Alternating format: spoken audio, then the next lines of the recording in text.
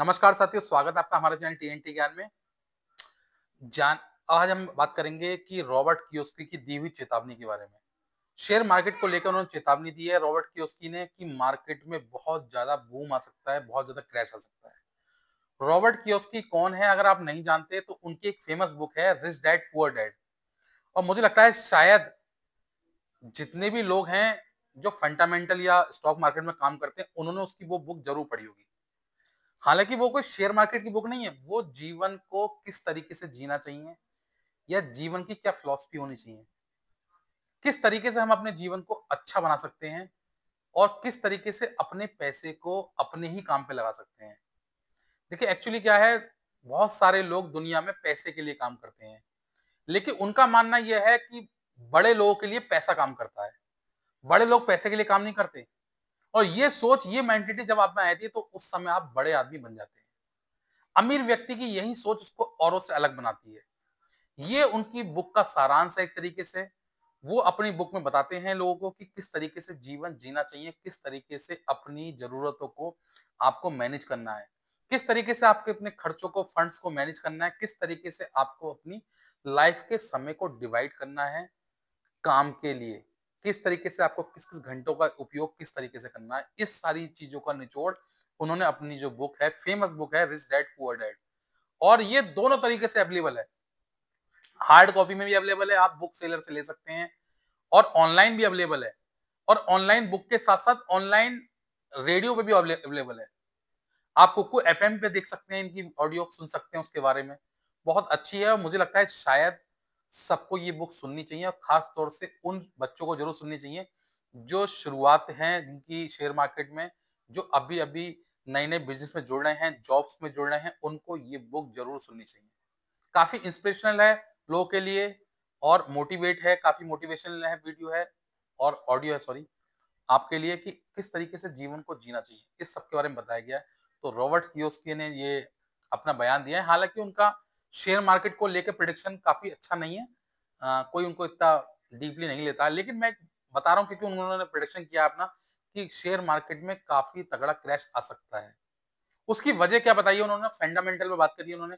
उन्होंने बात करी कि जिस तरीके से भारी भरकम इन्वेस्टमेंट लोग एआई में कर रहे हैं, एआई मार्केट में कर रहे हैं, उसका रिजल्ट के अपेक्षा क्या सच में इतना रिजल्ट मिलने के आसार हैं, और अगर मिलेंगे तो किसको मिलेंगे, इस पे उन्होंने बात की है। उन्होंने कहा है कि इस समय बहुत सारे लोग एआई के पीछे भाग रहे हैं, सब आर्टिफिशियल इंटेलिजेंस के पीछे भाग रहे हैं, हर कोई उसकी बात कर रहा है, लेकिन क्या संभव है कि सभी उन स्टॉक में इन्वेस्टमेंट के अनुसार उसके सापेक्ष आपको रिटर्न मिल सकता है।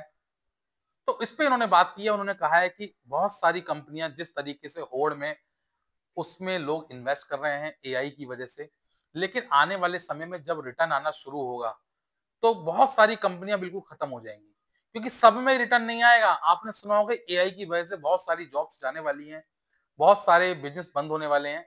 ये सब एआई के बारे में लोग बात भी करते हैं, इस बारे में चर्चा करते हैं। उनका मानना भी यही है कि जो कंपनी चल जाएंगी वो बहुत अच्छा रिटर्न देके जाएंगी, और लेकिन बाकी जो बचेंगी वो खत्म हो जाएंगी। इस बारे में उनका कहना है कि जब ऐसा दौर आएगा तो मार्केट गारंटी है कि क्रैश होगा। इस बारे में उन्होंने अपने विचार रखे हैं, हालांकि कहां तक वो सही है ये आगे चल के पता चलेगा। उनका अपना ऑब्जर्वेशन है, हमने उसका आपको रूबरू कराया कि आपको जानकारी उसकी होनी चाहिए।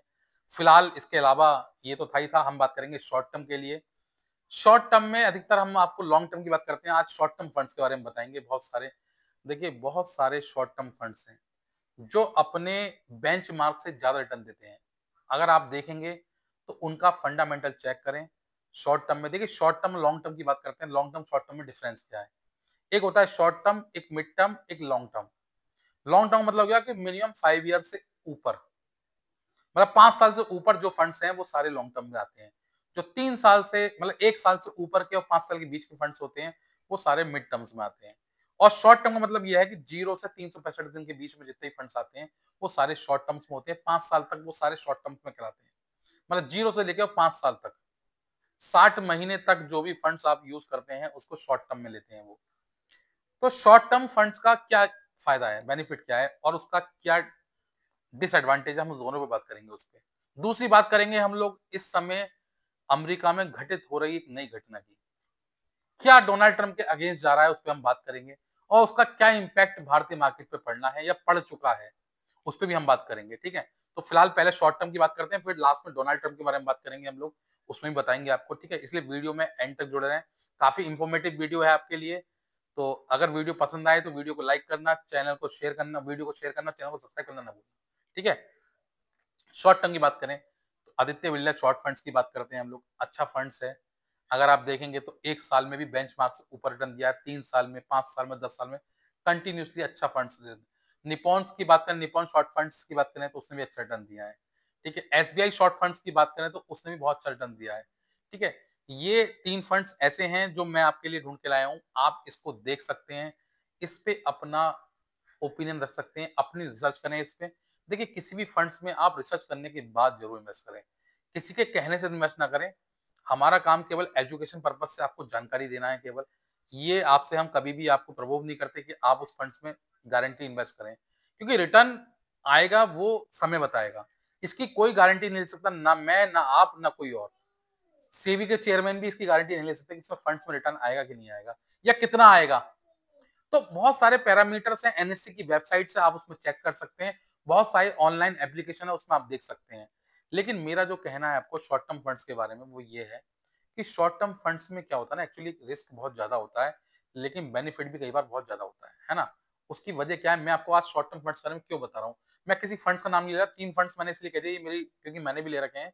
ठीक है, आप देखें अपने अनुसार कि आपको क्या लेना है। बहुत सारे फंड्स हैं, मैं किसी का नाम नहीं ले रहा इसलिए, बहुत सारे फंड्स हैं मेरे, 10-15 फंड्स मैंने एनालाइज किए हैं। उनको मैंने एनालाइज करके ये पाया कि शॉर्ट टर्म में बहुत सारे फंड्स जो हैं कई बार 20-20% रिटर्न दे जाते हैं, 30-30% रिटर्न दे जाते हैं। एक फंड्स मैंने लिया था, डिफेंस सेक्टर का फंड्स था, वो अचानक से जब मैंने लिया हो तो उसने शुरुआत ही 35% से की, 35% रिटर्न का पहले ईयर का था। तो ये सारी चीजें हैं जो आपको दिखाती हैं कि शॉर्ट टर्म से बहुत सारे फंड्स बहुत अच्छा रिटर्न दे जाते हैं, लेकिन शॉर्ट टर्म में रिस्क उससे बहुत कहीं ज्यादा है। कैसे ज्यादा है, अब आप देखिए कि इस पूरे साल रिटर्न जनरेट नहीं हुआ है शेयर मार्केट से, तो अगर शॉर्ट टर्म में आपने किसी ने 6 महीने के लिए, 1 साल के लिए कोई फंड्स लिया है और 1 साल में पता चला कि जितने एनईवी भी आपने लिया वो उससे भी नीचे चला गया, या जो रिटर्न आपने एक्सपेक्ट किया उससे भी नीचे चला गया, वो एफडीआरडी से भी नीचे रिटर्न देने लगा, तो फिर आप परेशान हो जाएंगे उसमें।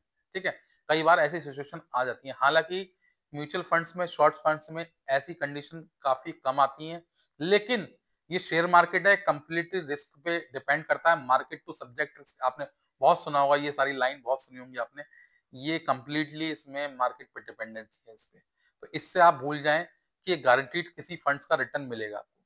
ठीक है, तो ये चीज आपको बिल्कुल गारंटीड आपको देखनी है कि शॉर्ट टर्म में आप इन्वेस्ट कर रहे हैं तो रिस्क बहुत ज्यादा है, आप वही फंड इन्वेस्ट करें जिससे आपको टेंशन ना हो। देखिए, मैं आपको एक चीज बता दूं आपको, अगर कोई व्यक्ति इसमें इसी के फंड्स पे डिपेंडेंसी है, उसकी पूर्णतः डिपेंडेंसी उसकी इसी के फंड्स पे है, तो वो शॉर्ट टर्म में इन्वेस्ट ना करे, आप इसमें लॉस कर जाएंगे अपना। क्योंकि कई बार लोग जल्दी पैसा कमाने के चक्कर में शेयर मार्केट में आते हैं, और शेयर मार्केट वो कुआं है जो जल्दबाजी में फैसले लिए हुए है उसे डुबो देता है, और सोच समझ के, समझदारी वाले फैसले, पेशेंस वाले फैसले जो लेगा वो हमेशा इसमें प्रॉफिट लेगा। धीरे धीरे करके बाल्टी से पैसा पानी निकालते रहेंगे तो निकलता रहेगा। अगर आपने सोचा कि एक बार में पैसा निकाल लो चुटकी से, तो उसमें डूब जाएंगे आप, है नहीं है। अगर बाल्टी से पैसा निकालेंगे धीरे धीरे कुएं से निकलता रहेगा, आपने सोचा बड़ा वाला ड्रम लेके घुस जाऊं तो निकल ही नहीं पाएंगे, ड्रम के साथ आप भी डूब जाएंगे। तो वही कंडीशनें बिल्कुल सच्चाई है, पुरानी कहावतें जो है कि एक एक अंडा लेते रहिए मुर्गी का, वो बेस्ट है। अगर मुर्गी का पेट फाड़ के सारे अंडे निकालने की कोशिश करी तो मुर्गी ही मर जाएगी, कुछ नहीं मिलेगा। तो ये सब चीजें नेचुरल हैं, इसको ध्यान रखें। ये पुरानी कहावतें जो हैं वो ऐसे नहीं है बड़े बुजुर्गों की, बिल्कुल सच्चाई है कि जो बूंद बूंद से घड़ा भरता है उसका घड़ा गारंटीड भरता है, और जो एक बार में बाल्टी उससे भरने की कोशिश करता है वो बिखर जाता है सब। तो ये सब आपको समझना है कि शॉर्ट टर्म में किस तरीके से इन्वेस्ट करना है, लॉन्ग टर्म में किस तरीके से करना है। अगर आपने शॉर्ट टर्म में इन्वेस्ट किया है तो आपके पास अपना एडिशनल फंड्स होना बहुत जरूरी है, रिजर्व फंड्स होना बहुत जरूरी है। आपकी डिपेंडेंसी उस फंड्स पे नहीं होनी चाहिए, क्योंकि कई बार उस फंड से आपको दिक्कतों का सामना करना पड़ सकता है। अगर करना पड़ सकता है, अगर ऐसा होता है तो ये सब दिक्कतों का सामना आपको भविष्य के लिए होगा।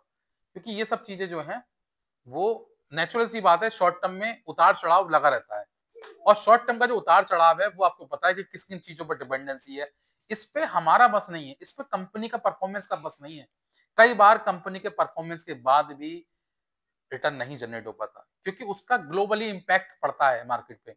और ग्लोबली आपको पता है कि बहुत सारी चीजें हैं जो हमको इफेक्ट करती हैं, उसी इफेक्टेड की वजह से हम लोग डिस्ट्रॉय हो जाते हैं, हमारा मार्केट खत्म हो जाता है कई बार।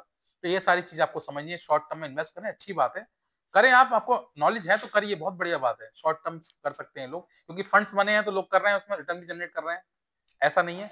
लेकिन अपने विवेक अनुसार, अपनी रिसर्च के अनुसार करें। तो ये बात हो गई शॉर्ट टर्म की, ठीक है। शॉर्ट टर्म में भी करें, अच्छी बात है। फंड्स बहुत सारे हैं, आप उसमें देख सकते हैं। लेकिन एक चीज मैं आपको बताना चाहूंगा शॉर्ट टर्म फंड्स के लिए, कि आप देखें कि उनके बेंचमार्क से ऊपर जो रिटर्न, देखिए हर फंड्स का एक बेंचमार्क होता है, उस बेंचमार्क से अगर ऊपर वो रिटर्न दे रहा है तभी आप उसमें रिटर्न जनरेट करें। आप उसका एनएससी की वेबसाइट पे बहुत सारी ऑनलाइन एप्लीकेशन है, उन पर देख सकते हैं उनका कंसिस्टेंटली रिटर्न कितना है, क्या 1 साल में क्या रिटर्न दिया है, 2 साल में रिटर्न क्या दिया, 3 साल में क्या दिया, 5 साल में क्या दिया है। तो ये आप देख लें, उसके बाद ही उसमें रिटर्न इन्वेस्ट करें, उसके बगैर इन्वेस्ट ना करें, आंखें मीच के ना करें, ठीक है। दूसरी बात आ जाइए डोनाल्ड ट्रंप की। इस दिनों डोनाल्ड ट्रंप का समय काफी खराब चल रहा है, दोनों ही फैसले उनके अगेंस्ट होते दिख रहे हैं। पहला फैसला जो टैरिफ को लेकर उन्होंने लागू किया था, और आपने देखा था जो उनकी निचली अदालतें थी वो उनके अगेंस्ट थी, उन्होंने कहा था कि डोनाल्ड ट्रंप को कोई हक नहीं है इस तरीके के टैरिफ लगाने के, इसका पूरा पूरा अधिकार जो है वो संसद का है और उसे लगाने चाहिए थे। अब ये फैसला सुप्रीम कोर्ट, जो उनकी हायर कोर्ट है सबसे बड़ी, उसका फैसला आने वाला है। उसमें एक भारतीय मूल के जो वकील हैं वो पैरवी कर रहे हैं, और वो जनरली माना जाता है कि वो डोनाल्ड ट्रंप के अगेंस्ट रहते हैं। पिछली सरकार में सॉलिसिटर जनरल भी थे वो गवर्नमेंट की तरफ से, इस बार वो डोनाल्ड ट्रंप के अगेंस्ट हैं। तो क्या माना जा रहा है कि इस बार डोनाल्ड ट्रंप के अगेंस्ट फैसला आएगा। अगर डोनाल्ड ट्रंप के अगेंस्ट फैसला आता है तो डोनाल्ड ट्रंप की तरफ से ये टैरिफ हटाया जाएगा, ये हटाना पड़ेगा उनको, और भारत के लिए ये बहुत ही पॉजिटिव न्यूज होगी। तो ये तो फिलहाल डोनाल्ड ट्रंप के लिए पहली न्यूज थी जो उनके लिए बुरी न्यूज है, ठीक है। कल इस पे फैसला आने वाला है। दूसरा जो फैसला आ चुका है आज, आपने देखा कि वहां पे न्यूयॉर्क में मेयर का चुनाव था, और मेयर के चुनाव के लिए उन्होंने पूरी एड़ी से चोटी का जोर लगा दिया, उसके बाद भी वो जीत नहीं पाए। यहां तक नौबत ये आ गई थी, आपने देखा चुनाव से एक दिन पहले उन्होंने ये तक कह दिया कि अगर न्यूयॉर्क में जोरान ममदानी मेयर बनते हैं तो मैं वो फंड्स आपको नहीं दे पाऊंगा जो आपको देना चाहता हूं। मतलब एक तरीके से देखिए सीधे सीधे उन्होंने कह दिया। ये तो वही बात हो गई जैसा कि अगर भारत की बात करें हम लोग, इस तरीके की बात भारत में अगर कर देते तो शायद पूरा विपक्ष उनके खिलाफ हो जाता। कैसे? ऐसे समझिए कि हाल ही में इस समय बिहार में चुनाव है, अगर मोदी जी ये कहते हैं कि अगर नीतीश जी की सरकार नहीं बनती है, या एनडीए गठबंधन की सरकार, एनडीए गठबंधन की सरकार बिहार में नहीं बनती है, तो मैं बिहार को फंड्स नहीं दे पाऊंगा जो मैं एनडीए सरकार में देता। तो एक तरीके से चुनाव आयोग भी उन पर प्रतिबंध लगा देगा, चुनाव आयोग कहेगा इस तरीके का बयान आपको नहीं देना है, और भारत में उनकी बहुत ज्यादा आलोचना होगी। लेकिन डोनाल्ड ट्रंप ने इसको सब साइड करते हुए साफ कह दिया कि अगर जौहर ममदानी आपके न्यूयॉर्क के मेयर बनते हैं तो मैं आपको फंड्स नहीं दे पाऊंगा, आपके लिए नहीं कर पाऊंगा। मतलब सीधे सीधे उन्होंने प्रलोभन दे दिया, उनको डरा दिया, धमका दिया। उसके बावजूद भी वहां पे वो मेयर बन गए। आज जोरान ममदानी वहां के मेयर बन गए हैं, और मेयर बनते ही उन्होंने सबसे पहला हमला डोनाल्ड ट्रंप के ऊपर किया है। उन्होंने साफ कह दिया कि अब डोनाल्ड ट्रंप हमारे किसी भी आदमी पे डायरेक्ट इनडायरेक्ट वे में हमला नहीं कर पाएंगे, उनको सबसे पहले मुझसे गुजरना पड़ेगा, उसके बाद मेरी जनता से बात करेंगे वो। तो एक तरीके से ओपन चैलेंज है उनका डोनाल्ड ट्रंप के लिए, और डोनाल्ड ट्रंप को उन्होंने सबक भी सिखा दिया, हरा के दिखा दिया है। तो ये डोनाल्ड ट्रंप की एक तरीके से दो तरफा हार हो गई। एक तरफ वो सुप्रीम कोर्ट में जहां हारने के बिल्कुल कगार पर हैं, दूसरी तरफ वो मेयर के चुनाव में हार गए हैं, और तीसरी बारी जो उनकी आने वाली है वो आएगी अगले चुनाव में। अगला जो चुनाव अगले साल होना है, हाउस ऑफ प्रेसिडेंट का चुनाव होना है, उसमें भी उनके लिए बड़ा क्रूशल रहेगा, और बहुत ज्यादा दिक्कतों का सामना उन्हें करना पड़ेगा। आज का दिन उनके लिए सबसे ज्यादा खराब क्यों है? क्योंकि आज का ही वो दिन है जिस दिन 5 नवंबर 2024 को राष्ट्रपति के लिए उनके लिए वोटिंग हुई थी, और उस दिन सारी जनता उनके समर्थन में थी। एक साल में ही उन्होंने अपना माहौल इतना अगेंस्ट कर लिया न्यूयॉर्क की पब्लिक का या अमेरिका की पब्लिक का, कि वो अब उनके खिलाफ हो गई है। ये वही पब्लिक है जो उस समय जोर शोर से डोनाल्ड ट्रंप को चुनाव लड़वा रही थी, डोनाल्ड ट्रंप के समर्थन में वोट दे रही थी। आज वही पब्लिक डोनाल्ड ट्रंप के खिलाफ हो गई है। तो ये माहौल कब किसके खिलाफ कैसे बदल जाए कुछ कह नहीं सकते। डोनाल्ड ट्रंप ने जिस तरीके का अपना अड़ियल रवैया दिखाया है, वहां के लोग परेशान हैं उनकी तानाशाही से। तो ये उनके समय का पतन है एक तरीके से, उनका पतन है एक तरीके से, कहीं न कहीं उनकी पॉपुलैरिटी में कमी आ रही है, जिस तरीके से उन्होंने संबंध बाकी देशों से बिगाड़े हैं। भारत से भी बिगाड़े हैं, सभी देशों से बिगाड़े हैं और निरंतर बिगाड़ने में लगे हुए हैं। तो फिलहाल के लिए तो इतना ही। आप बताना आपको मेरी दी हुई जानकारी कैसी लगी? अगर मेरी वीडियो आपको पसंद आई हो, अच्छी लगी हो, तो वीडियो को लाइक करना, शेयर करना और चैनल को सब्सक्राइब करना ना भूलना। Thank you.